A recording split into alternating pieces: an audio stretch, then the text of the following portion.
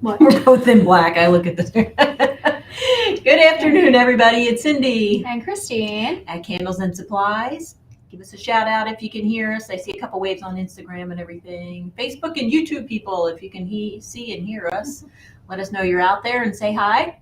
That way we can say hi back and know that all of our technology is working and everything. So, Yep. So welcome. today Mhm. we're doing soap making Q&A. So if you have any questions, make sure you throw them in the comments and chats. We'll go through those at the end, but don't put them in there so you don't forget and whatnot. Yeah. So Yeah, we always run through the comments and everything, so put them in there. We had a few people email us with their questions and stuff like that. The candle making Q&A was very popular, so Yes. we figured we'd do a soap making Q&A too, now that everybody's in the holiday season and in the grind and making things for shows and making things for gifts and stuff like that and everything. So all questions, if you have anything that you're stuck on, anything that you're curious on, we had some really good ones submitted that I think you guys will like too. So if you didn't think of it yet, this is probably a question that you may have thought of. So, Yeah, all right. that's something. Sandra's out there and Nikki's out there. Hello, ladies. Yeah. All right. Cool. What do we have let's first? jump right in. Jump right in. All right. So Pam emailed us and asked, what is legally needed in Pennsylvania for selling soaps and candles? Good question, Pam. Thanks for submitting that. So, Probably break that down into two different things. Right, For yes. candles. legally needed and stuff like that, depending on the scale that you're at. So if you're just starting out and getting out there and doing a few craft shows and this and that, legally there's nothing. It's a hobby. You're promoting your hobby. You're making handmade things and stuff like that. If you get to a bigger scale to where you're, getting in like bigger craft shows and stuff like that, they'll probably want a sales tax license and that type of thing and everything. But legally, you don't need anything. There's no like candle licenses or anything like that, or soap licenses or anything that you'll need to just, sell some things In or Pennsylvania. In Pennsylvania, right? Yeah, each state's a little bit different, but Pennsylvania, that's pretty much you can do your hobby and sell your hobby and not really worry about it until you're doing a decent amount of sales and everything. I always break it down. If you're doing over 10,000 in sales, it's graduated beyond a hobby at that point. So then you want to think about getting your sales tax license and everything. But for right now, you don't really need anything. Good labels, good marketing, get your name out there, make a great product, test your product and that type of thing. But legally, not really anything. Soaps and skincare products are something a little bit different, and it's not specific to Pennsylvania. It's more specific to the FDA. You do have to label them correctly. And we did get another question about labeling too, so we'll go over that. Pam also asked what needs to be on the label. Before we get into that, as far as like legally is concerned and everything too, I mean, it's also important when you're selling candles or soaps, less so, but kind of to put the burning instruction labels and everything on there. Right. Because that's something they can come back for you legally and everything too if somebody's dumb and puts their candle next to a drapery and their house catches on fire. Like, obviously that wasn't your fault. So just want to always use the burn labels falls on under the candles. legal thing. Yeah. I mean, that's maybe on the next realm of legal, that you don't want to go there. So right, just exactly. to put it better safe than sorry on that. So. Yeah, I mean, soaps, you could do something along those lines too if you're worried about just skin patch testing, just so people don't get allergic reactions. Don't eat it. I mean, just like people. Yeah, if you're making food candles. Yeah, something. Don't eat this. No. Do not ingest. Just, I mean, if you really want to cover your basics with all of that, so. All right, now I can go on to the specifics of soap labeling. So the specifics of soap labeling and skincare products. So this is soap, skincare, anything like that will go on your skin, wash off, leave on, anything like that. There's a few things that you're definitely going to want to have. You always need like your name and phone number, name, address, and phone number. You want that anyway because you're marketing something. So if somebody likes your product, they'll be able to come back to you and buy it again. Now this is candles or soaps. You always want to have your info. That way they know where to reorder it from. You want to have the size or the weight. So usually it's by weight. Candles, it can be by weight too. I also recommend putting like burn time. So, if you sell an 8-ounce candle, people will be like, what's an 8-ounce candle? But if you put 60 to 70 hours burn time on there, they can relate to that. They'll be like, oh, okay, this is going to last me 60 to 70 hours. But in the soap and skincare, you want to have the weight, and that's the weight on a scale weight, not the volume, the fluid ounces. So that would be either weight in grams or pounds or ounces or however you want to do it. You want to have what the product is, like soap, lotion, that type of thing. It has to be what it is. It's not mandatory, but I highly suggest it. Like if it's something that people may not know how to use, like say a scrub or a lip scrub or, a serum or something like that, put instructions on how to use it. I think that's very helpful for people, and it, helps them feel more comfortable with the product and everything and get to know it and be excited to use it too. So not totally, not legally supposed to be there, but I think it's something that is important there. And then the ingredients, you have to list the ingredients just like any food product. So if you ever notice when you buy food, it lists the ingredients from the most in there to the least. It would be the same thing for your skincare products too. You want to put all the ingredients in there on your label too. That way people know what's in it. And that's super important too, because a lot of people have allergies or sensitivities or this or that. So they look at ingredients on labels just to make sure that they're not, putting anything on themselves that they're going to be allergic to or have a reaction upcoming. You don't want that either. You don't want somebody calling you and be like, oh, I used your soap and now my skin's all red. What went on? Like, you want to put stuff in there. That way, if they have a sensitivity or allergy to it, they'll know also. Plus, it's, part of the labeling requirements that soap has too. So that's about it for that. So along those lines too, any recommendations for product liability insurance? Good one. Product liability insurance. We get this a lot. So the best one that, one of the best ones that I know of right now is through the Handcrafted Soap and Cosmetics Guild. They have, part of your membership, you get the membership and you can get the insurance, rider and everything like that with that too. It's through an agency that specializes in crafters and makers and everything like that. So they specialize. It's an industry specific. They specialize in that, and it's a decent price. I don't know what the current going rate is. Think that would depend on your business volume, what you're making and stuff like that too. But that's a good one. I think the Indie Business Network too also has one. But most people I know go with the Handcrafted Soap and Cosmetic Guild. Soapguild.org has everything on there. Some people's regular insurance, like home or auto, sometimes they offer that. Right. Yeah. You could also go to your insurance agent and ask them. I wouldn't ask them for product liability insurance. Ask them for small business insurance if you're at the small business level. So never ask for just product liability insurance, because insurance guys would be like, bye. Yep. See ya. You want to cover your whole small business. So, yeah. All right. So question we got from Yaya's Bliss Sense on Instagram. She said hello. She's in the process of starting to make soaps at home.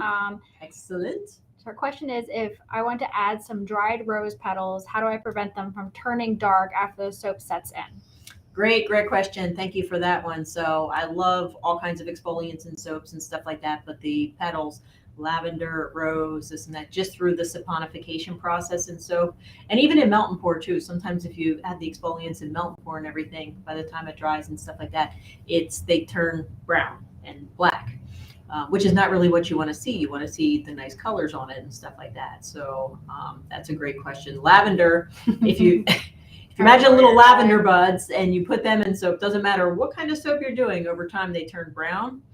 Very dark brown, which kind of looks like mouse poop. So you don't really want to put that in your soap, but you can garnish the top. So you can garnish the top with those rosebuds. You can garnish the top with the lavender and stuff like that. And it shouldn't turn as easily. It's just when the herbs are surrounded by the soap and it's saponifying and do everything that soap has and stuff like that too. Sometimes it darkens it and sucks the color out and stuff like that. So yeah, just like you can notice sometimes with like certain micas and stuff too, like just this saponification process will change the color of it. Right. So it's the same type of thing, just it's a chemical process. So nothing you can really do about it, unfortunately. Yeah, some don't, and I might be making this up in my head, but it seems to me like anything that is a tea or absorbs water. So you think rosebud, you think hibiscus, you think anything spearmint, peppermint, that's not so much because that's on the greener part of it. But a lot of things that soak up water and make tea seem to brown inside, right? If you pick something like calendula, you can't make tea out of calendula because it floats.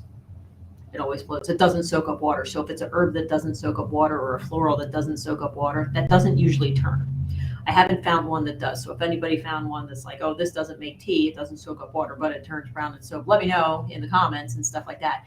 But it seems like anything. It's a working theory. It's just based on things that I've done and turned brown over time and stuff that I didn't want to turn brown. It seems like the ones that don't absorb water or won't make good tea, that seems to hold up in soap because it doesn't absorb anything in there. So I'm pretty convinced that like any of the herbs that you put in there absorb, that the lye water and stuff like that and the oils or whatever it can that makes them turn brown. But ones that don't absorb are pretty decent. So. Yep. So just garnishing the top's the best way to do that. Yes, garnish the top on the fun pretty things. So yeah, and you could always color the soap to whatever you're like. Make rose petals, you do like a red or something, so it kind of complements it and everything too. And honestly too, if you have for like me personally, too many like herbs or something in there, then you're getting that down your drain and everything too, and like things could clog and whatnot. So true. Yeah, so that's always in the back of my mind. Yeah. Good question though. Yeah. So another question we had is, what do you do if your soap seizes? Excellent question. Been there, done that a lot of times. Yeah. So you want to explain what seizing is first? Yeah. So what seizing is in soap is like you make your soap batch and everything and you stick blend and then all of a sudden it turns to concrete. Hard and you like can't. It's hard. You can't pour it. It's not pourable and everything. There's, a few different reasons for that. Mainly it's like the type of water that you use and stuff like that. Like if you do any like alternate water substitutes like coffee will get it to, seize a little bit easier. If you do like beer or wine that hasn't been fully, all the alcohol's been fully boiled out of it. So if you do beer or wine without that, it makes concrete every time. Fragrance oils are also a big one for seizing. So florals like to either accelerate trace, which makes it really, really thick and you better pour quick, or they seize it up totally when it turns very hard quickly, or salt. If you use more salt in it, if you're making salt bars and stuff, you have to be pretty quick. I wouldn't recommend that for your first few batches. So, because if you want to add a little salt to your bars for a nice salty bar or anything like that, that gets hard real quick. So that's a couple things that you can look out for in soap seizing. So if you have a fragrance or you're doing salt bars or it's going to seize, like anything that you use that 100% it's going to seize, add that very last. So like get everything all ready, add your whatever's going to go in there and stuff like that. Have your batch all ready to pour. Add those things last.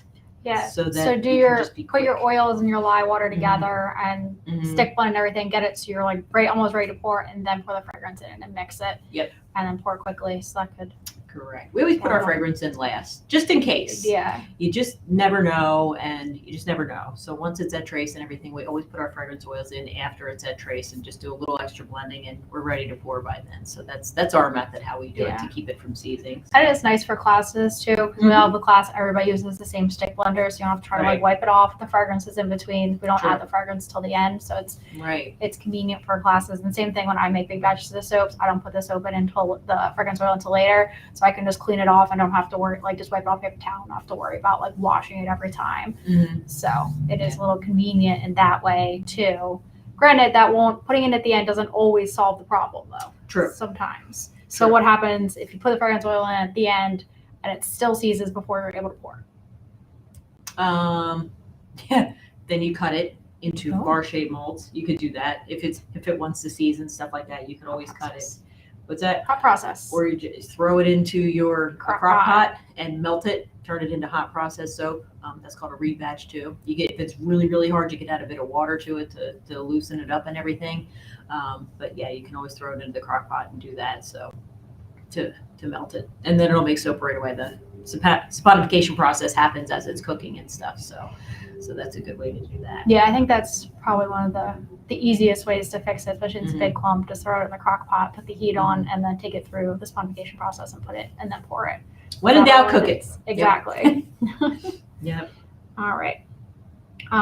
Good questions. So kind of going off of that a little bit, how to test your fragrance oil and soap without wasting a bunch of money. Sometimes fragrance oils can change your colors, can seize, accelerate, all those type of things. Correct. So you don't want to make your 20-pound batch of soap, throw the fragrance oil in, and have something not great happen. Right. Great question. We've actually been doing a lot of that. So very soon on our website, you're going to see that every single one of our skin safe fragrance oils has been tested in cold process soap and the results and everything too. So we've been doing a lot of that lately. And same thing. So we have over 300 fragrances. I don't want to make, a 10-pound batch of each one, or we have 30,000 pounds of soap. We don't need 30,000 pounds of soap. That, especially since we don't sell soap. Yeah. So I've been scaling it down. I found, you can do scale your recipe down to however many ounces you want to test. I mean, you could do a 4-ounce bar if you want. For me, that's not quite enough. I like to do at least a 1-pound batch. So, I mean, 1-pound batch is what, like 4 bars of soap, 4-ounce bars of soap. You'll always use that. That's easy. But I like to test that. Just that way, it's a good test of what it's going to do in like a bigger batch too. If it's going to fail, it'll fail in. I mean, it would fail in 4 ounces too. So you could always do that. But I like the 1-pound one. So if you just take your recipe, however much your recipe is, and then divide that out by like the size batch that you want to use, divide all your ingredients out and stuff like that, to where you can just do a smaller batch of the same kind of soap that you're already doing. So, and just test it out that way. Yeah. We also have the trifecta kits too that are like, I know they're not that expensive. I don't remember off the top of my head, but that might be a good way too. If you're getting a new fragrance oil, just do like 1 ounce of that in there, right. So you're not wasting too much. They're economically priced, and then just 1 ounce of fragrance, so you can kind of see what it does. I mean, it will vary a little bit if you have like different oils, but for the most part, it's going to be the same. Like when you do your different type of recipes, right. So at least be able to see how the fragrance oil reacts. So another cheating way. This is it's along the same lines, but not quite. So another soap hack that we have is if you just want to test your fragrance oils, because like sometimes you'll put fragrance or essential oils in your soap. This is both for fragrance and essential oils. You'll make your soap, you'll put it in there, and then at the end of 8 weeks, it's done curing and doesn't quite smell like you wanted it to. It's lighter, or this or that. You don't smell it at all, especially in essential oils. Sometimes they go away and you don't even smell them at the end of the cure time. You can take some of the lye water from your recipe, just put some of the fragrance or essential oil in that lye water, shake it up, let it sit for a day, see if it still smells like fragrance the next day. So that's a really good indication. You can test your colors that way too. So if your colors are going to morph, they're going to morph in the lye water just as easily as they'll morph in the soap. So, but if you do that, it can test it for strength. It doesn't always turn it darker or anything like that, like it would when it's in soap. Because I thought, well, if the lye is turning the fragrance different colors, that's fine. But a lot of times the fragrance in the oil changes itself. So it changes the color and everything. So it's just how strong is my fragrance going to be in the soap kind of test. It's not a full test of everything. Full test would be making, a batch of soap and putting everything in there. So, but it's just another little hack, especially with essential oils. Essential oils are expensive. You don't want to waste a lot of money. Put them in there and then nothing, no smell whatsoever. I have unscented soap and I just put, $10 worth of essential oils in here. That's not fun. All right. So say you're doing some testing, have special bars of soap, or something goes wrong in one of your batches. How do you rebatch? How do you rebatch when you get unexpected results? So we are pros at unexpected results. I always like to try something new.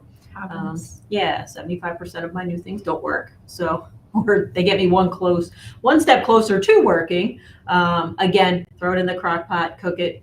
That's the easiest way to do it. So it'll cook out, it'll work out. It won't work. So like say you get unexpected results because you misweighed things and your weights are off and you either have too much lye, too much oil, whatever. If your weights are off and the whole recipe gets skewed up, usually cooking won't work, but you can, if it gets hard, you can shave it with a grater, like a vegetable grater, and then put that into some water for like a rebatch soap, for like a hand milled soap or something like that. So you can do that. We've had a couple lye heavy batches where we forgot to put a certain oil in here or there, and then we have a big batch of soap and whoops, we forgot the olive oil or something, whatever it is. But we just grate it up, make laundry soap or something like that, and it works good for that, for hand milled soap. Mm-hmm. Yeah. I think some people too, like you can grate it up and then you can do it, like you can put it into your other soap too. Oh, like an embed. Yeah, that always looks good. That looks good. That's true. Depending on the color. That's true. Yeah. All right, so that's all I have here. Let's run through, see if we have any questions. All right, sounds good. We'll do Instagram first.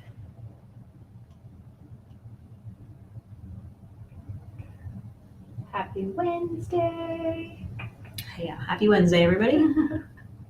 Happy Wednesday, November 16th. Can you believe it's mid-November already? Wow. Delight. I don't know how to say that. Hi from California. I tried scenting liquid Castile soap with fragrance oil. It was cloudy for about 12 hours and cleared up, but the top has a thin layer of chunky crystals. I'm super new. Okay, sometimes that happens. So when you're doing liquid soaps, Fragrances all do different things when you're adding them to liquid soap. Sometimes they make it thicker, sometimes they make it thinner. Usually it will turn it cloudy, so that whole cloudy thing that you got and everything, that's perfectly fine. What I would recommend doing on that is you can give it a little bit of heat on the liquid soap, not a lot of heat. Maybe heat it up to in your microwave for just till it's warm. That may incorporate some of the crystals in there, get it to melt out. It may not. It still may have crystals on the top. In that case, it was just something that, in the soap, that in the fragrance oil that made the soap angry and stuff like that. It should still be good. You may want to get the crystals off and then test it to make sure it's okay. But it usually does when you're doing liquid soap. When you add fragrance, it takes about 24 hours for everything to like mix and marinate and do everything that it should. So that was kind of normal.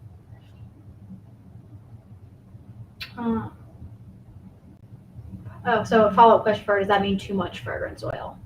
Could be. Yeah, it could be.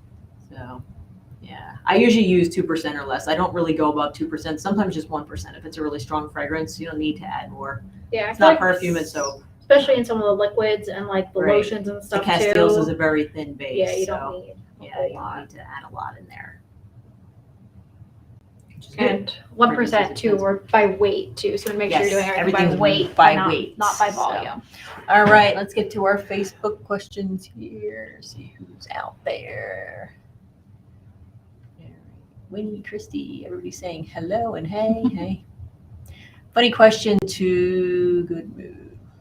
Oh, another one. Never mind. All right, no Facebook questions. She says thank you. You are welcome. Thanks everybody for watching. So next week is Thanksgiving week. We're not actually doing a live stream because it's super crazy around here. Yeah, right before the holiday and everything. So so we're going to be helping out. So, but you can come visit us in our showroom or anything. So we should do just like a live shopping day, just a random shop. Maybe we will do that. So yeah, join us for our in-showroom shopping experience. We'll see. But yeah, nothing too detailed that requires any prep work. It'll just be like, hey, here we are. It's almost Thanksgiving. Happy Thanksgiving.